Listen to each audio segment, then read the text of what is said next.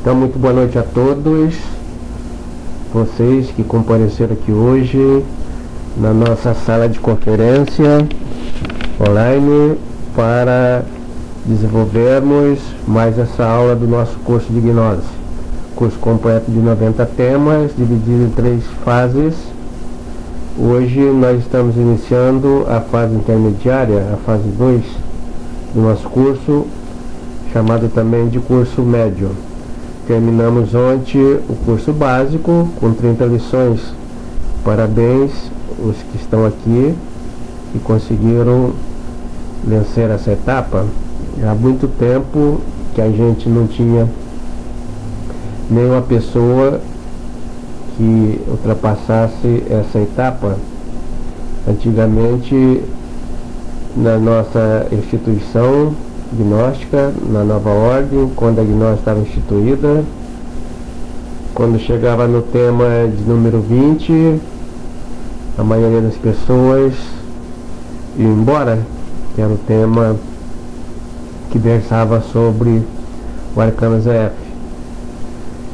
Aqui também nós, quando chegava na conferência desse tema, o pessoal ia embora, então a gente pegou e colocou o tema lá no número 59, mas aí as pessoas iam embora antes de chegar no 59.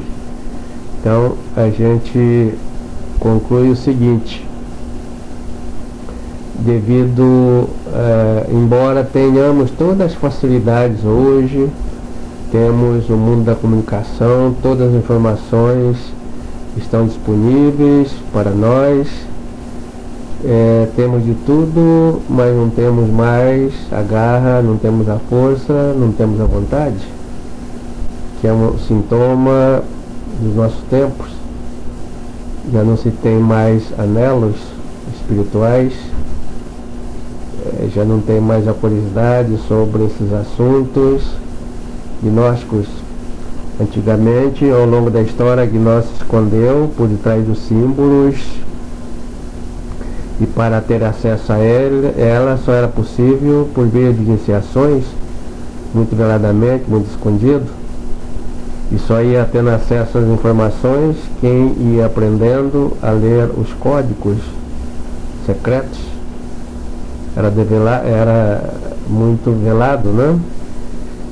E hoje está tudo aberto e ela ficou muito mais escondida, porque para compreender o que está aí por detrás dos símbolos, para entender o que está aberto, porque agora está tudo develado, é preciso contar com a vontade, mas a vontade não se tem mais. Então o pessoal já não tem mais um senso de gravidade para se fazer um curso e para ir até o fim. É rara a pessoa que chega ao final de um curso, e dos que chegam do curso gnóstico, e dos que chegam, alguns iniciam a prática, e dos que iniciam, pouquíssimo conseguem praticar, e dos que conseguem praticar, poucos têm um senso de gravidade permanente, a maioria acaba desistindo. Então, Samael dizia que a gnose, o movimento gnóstico, é como um trem. Se a gente pensar o trem ali da linha sul, que sai de Jabaquara, vai até o Tucuruvi, em São Paulo, em cada estação descem pessoas, entram outras pessoas, descem pessoas, entram pessoas, e assim é o movimento gnóstico ao longo dos tempos. Quando chega ao final, no Tucuruvi, ou do Tucuruvi para Jabaquara, poucas pessoas, né, principalmente sai de madrugada, né, às vezes chega só o maquinista, né. Assim também é o movimento gnóstico. Corria o risco do mestre chegar sozinho e todas as pessoas já teriam descido, né, nas estações, e assim foi acontecendo. Agora, por que tudo isso? Porque nós estamos numa época em que o ego está muito robustecido, reforçamos todos os nossos defeitos, e o ego, os nossos elementos psicológicos, não querem compromissos, e o curso é um compromisso. O ego não quer o compromisso de casar, por exemplo, né? Hoje o casamento vai ficando cada vez mais raro. O ego não quer que as pessoas namoram, porque namorar é compromisso, então inventaram o tal do ficar. E até o tal do ficar, que é uma coisa bem egóica, né? Que não existe compromisso de ambos os lados, já vai se esvaindo, o ego vai buscando escapatórias, né? E assim o curso, porque o curso exige compromisso, assistir uma aula exige compromisso, exige uma disciplina, né? Ficar prestando atenção, se esforçando para compreender, e precisa de uma disciplina, mas o agente que está dentro de nós é a indisciplina, é o eu. Então, à medida que nós vamos montando nesse eu, vamos fazendo o trabalho, vamos adquirindo disciplina, né? Vamos indo em frente, aumentando a nossa compreensão, o nosso entendimento a respeito da doutrina gnóstica, e isto é fundamental, é essencial compreendermos a doutrina gnóstica em profundidade para praticarmos e obtermos resultados. Mas à medida que nós vamos estudando, também já vamos praticando. Só consegue ficar de pé no movimento gnóstico, que a gente compara com o fenômeno do peão, aquelas pessoas que praticam. O peão, enquanto está se movimentando, ele está de pé. Quando ele para de se movimentar, ele cai. Então isso acontece também com as pessoas. Enquanto elas estão se movimentando, fazendo as práticas gnósticas, elas estão de pé. Mas na hora que param de se movimentar, param de fazer as práticas, elas caem. Nós tivemos um pequeno problema aqui, houve uma desconexão, mas a gravação continuou, então depois vocês podem assistir o áudio que está sendo gravado simultaneamente aqui agora. Muito bem, então eu estava dizendo nesse momento que se desconectou que as pessoas que ficam na gnose são aquelas que praticam. Se compara com o fenômeno do peão. O peão, enquanto ele está rodando, ele está de pé, mas se ele para de rodar, ele cai, para de se movimentar.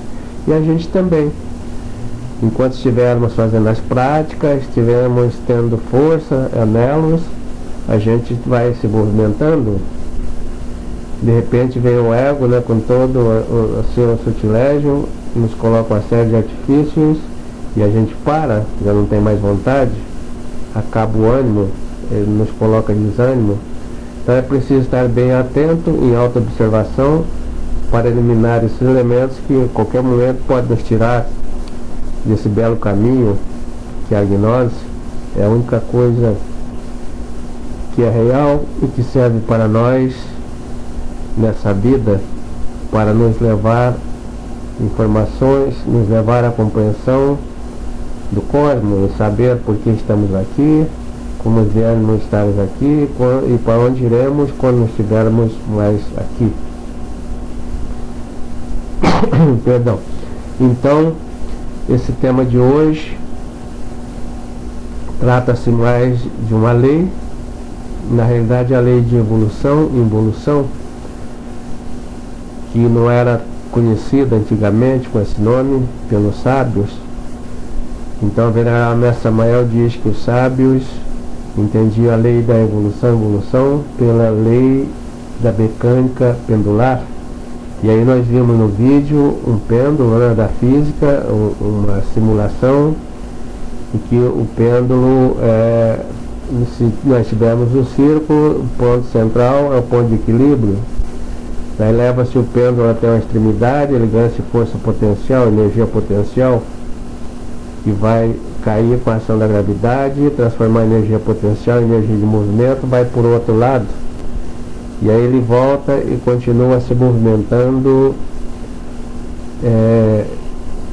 definitivamente, né?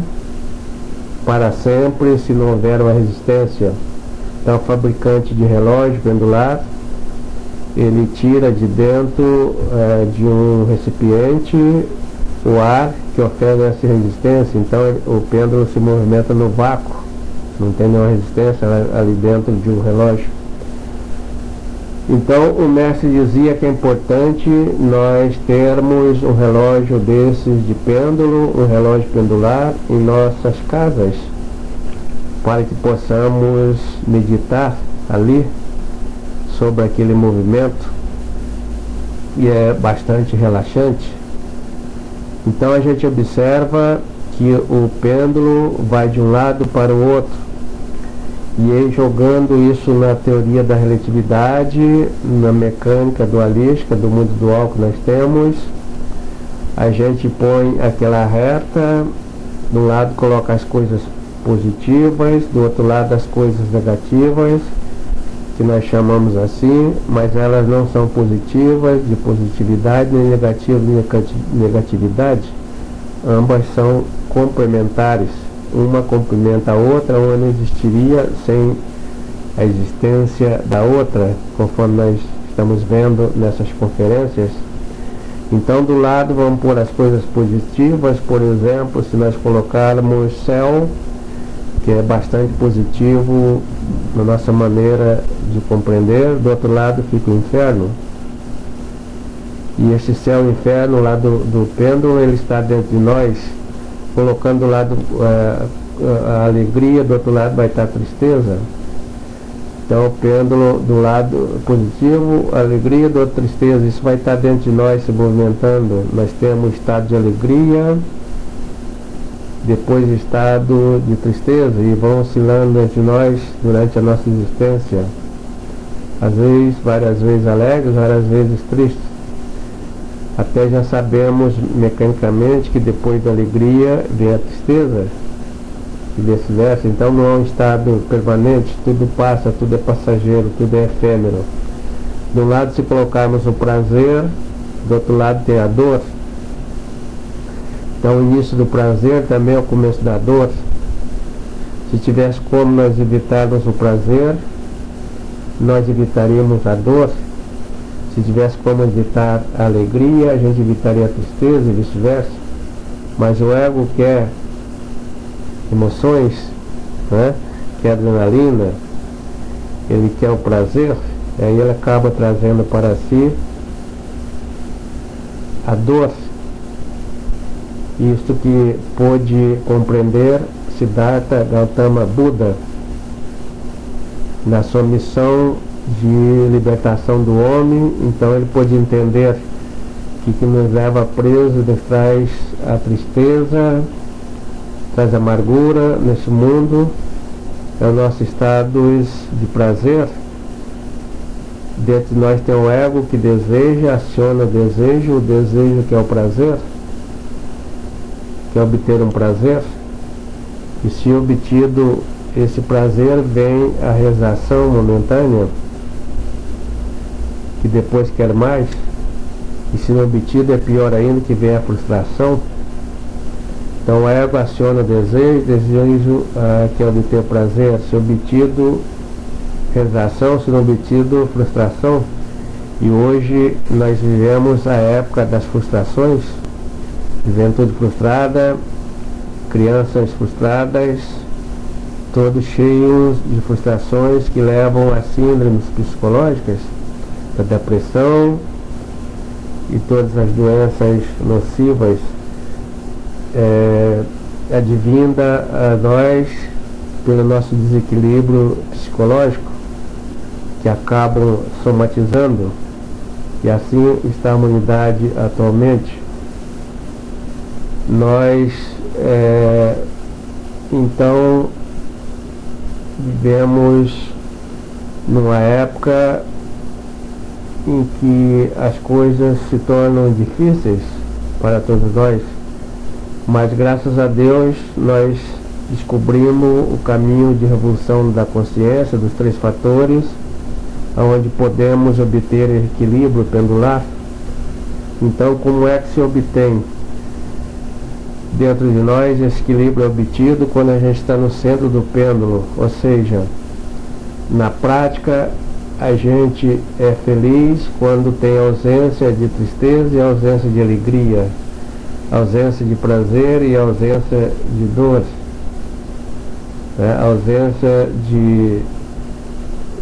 das coisas negativas e também ausência das coisas positivas. Isso significa estarmos em meditação, encontrarmos o vazio, que isto é possível quando aprendemos a meditar. E meditar é isto, é estar no centro do pêndulo,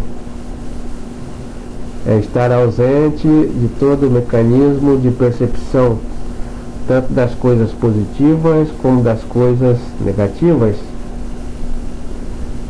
E nessa meditação também é possível a gente estar... a meditação é uma pequena demonstração do que é o absoluto. O absoluto seria a felicidade eterna, onde não teria essas coisas bipolares. Tudo, lá só tem uma lei, que é a lei do amor, um estado de arrebatamento permanente. E a outra maneira de a gente estar no centro do pêndulo, quando não estamos meditando, é o chamado estado de bondade. O estado de bondade impera em todos nós, geralmente um segundinho que a gente tem, muito rápido e passageiro. É aquele estado em que a gente está no estado de bondade, de arrebatamento, é o estado de doação, que se doa tudo. Naquele momento não tem medo nem da morte. Se passar o nosso semelhante estiver em perigo, a gente saltaria para salvá-lo.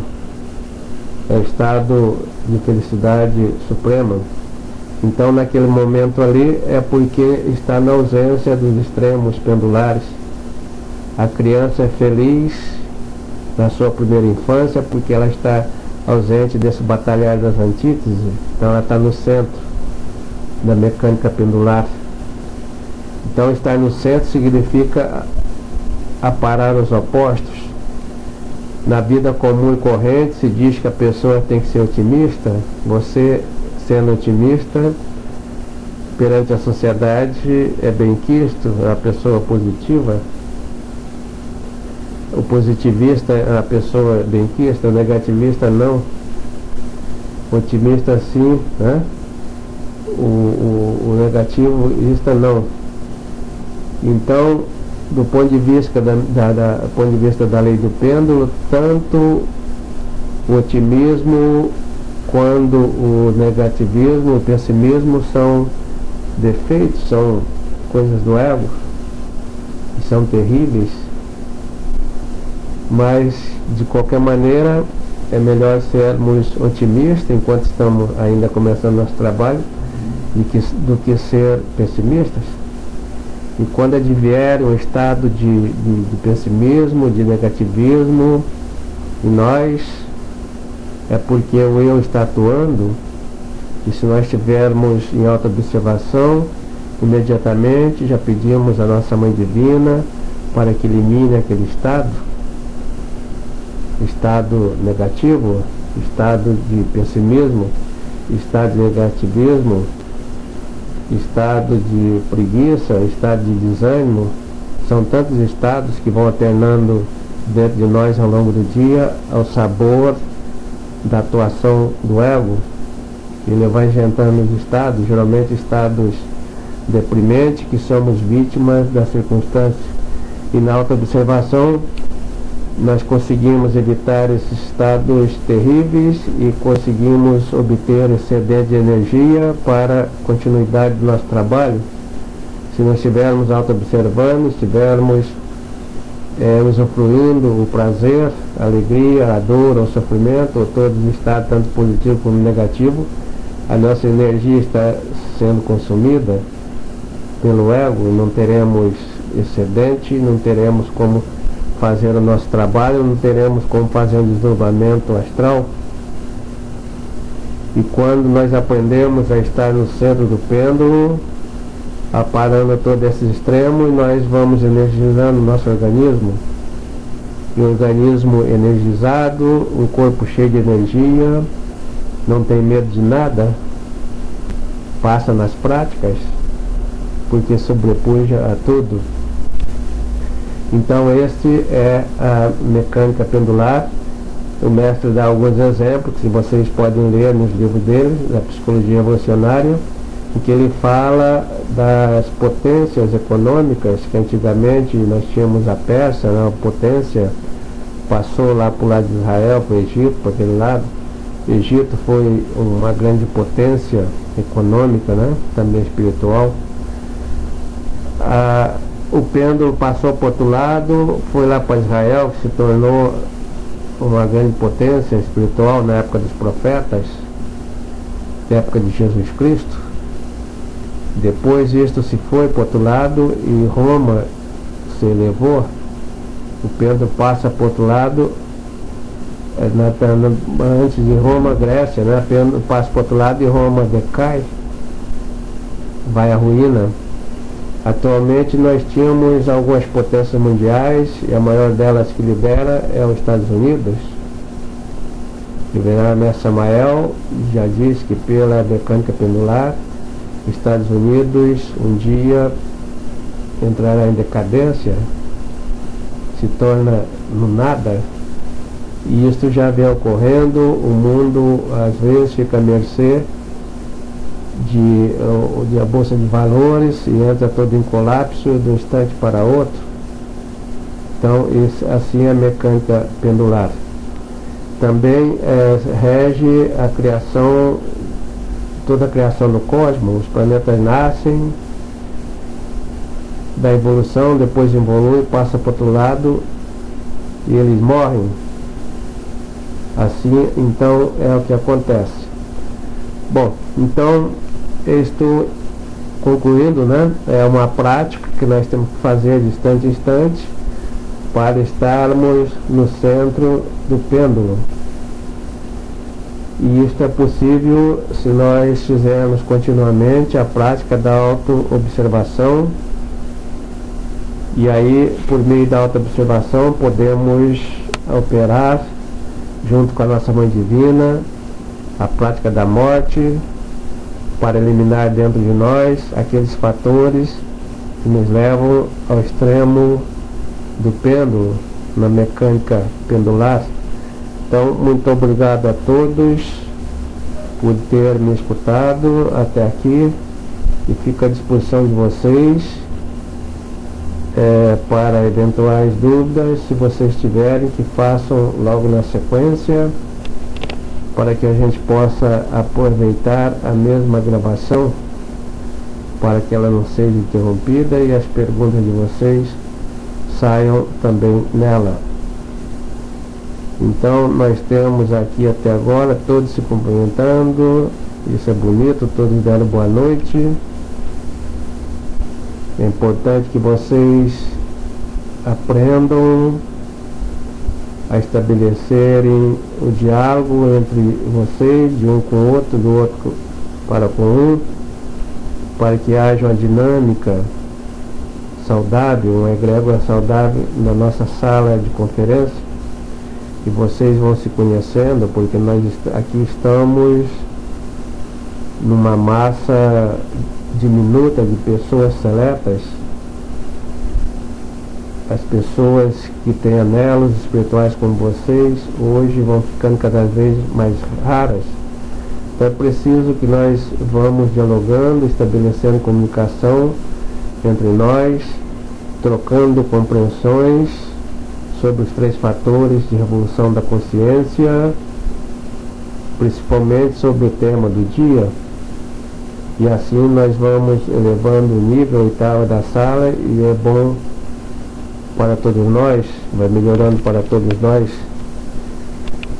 Então nós temos aqui o Pedro, que está fazendo uma pergunta. Então ele pergunta: professor, esse estado negativo também pode ser resolvido quando pedimos força ao nosso Pai interno, certo? Perfeito. Então o nosso Pai interno é o verdadeiro gnóstico, como foi o venerável Mestre Samael, mestre do raio da força, o venerável Mestre Rabulu, do raio do karma. eles não pediam nada, agradeciam por tudo, eles apenas pediam força, porque com força eles poderiam trabalhar, e por meio do trabalho vem aquilo que conquistamos, que são nossos saldos positivos, e vem o pagamento em decorrência do nosso mérito. Então a verdadeira oração não é aquela que se faz para pedir. A verdadeira oração é aquela que se faz para agradecer. E se colocarmos isto na lei do pêndulo, a verdadeira oração não é aquela que faz nem para pedir nem para agradecer. A verdadeira oração é aquela que se faz levando a nossa mente ao silêncio total para obter o vazio. Nós temos a lei, uma das leis da física, das 48 leis da natureza, que é a lei da impenetrabilidade, que diz: dois corpos não podem ocupar o mesmo lugar no espaço ao mesmo tempo. Então dentro de nós temos esses dois corpos, dois tipos de energia. Uma é a energia pesada do ego, outra é a energia sutil da essência, da consciência.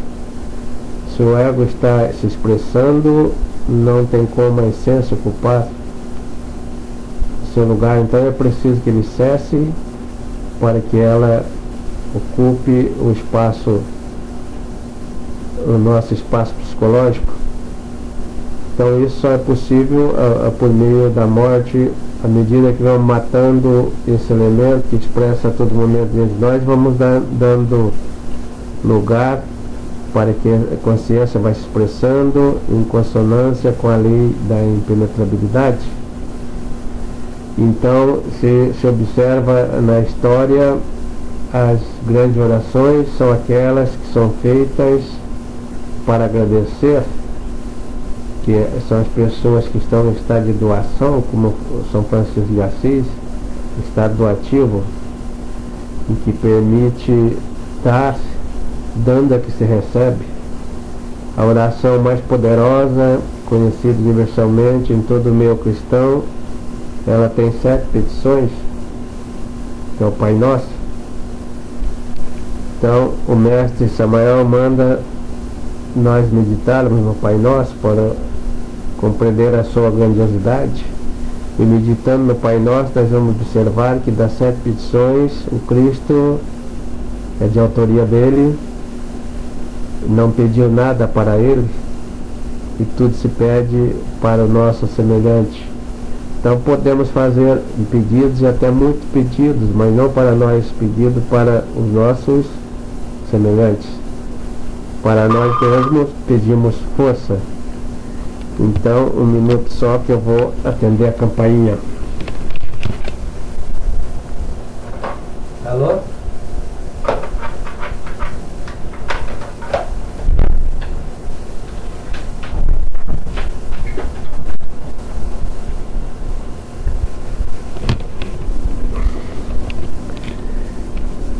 Então essa foi a pergunta do Pedro. Aí vem o Moriá, que diz: o centro do pêndulo será atingido com a ausência do ego? Perfeito, Moriá. Então a ausência do ego, vamos supor que a pessoa fizesse a morte do ego na sua totalidade, teria atingido esse centro. E também podemos atingir enquanto o ego não está atuando. Isto é possível, como foi dito, na meditação e também no estado de bondade. Aí veio o Pedro dizendo: quando sentimos uma imensa motivação para trabalhar, isso é impulso do ser, correto? Perfeito. Quando sentimos o nosso ser interno, a nossa mônada, nossa chispa divina, nosso real ser, ou íntimo, impulsionando a essência, e a essência que traz essa força, esse anelo, essa vontade. Então, vou deixar vocês aí no bate-papo, deixar a sala aberta para que vocês possam trocar compreensões a respeito dos 3 fatores de revolução da consciência, sobretudo sobre esse tema de hoje. Ok? Muito obrigado a todos.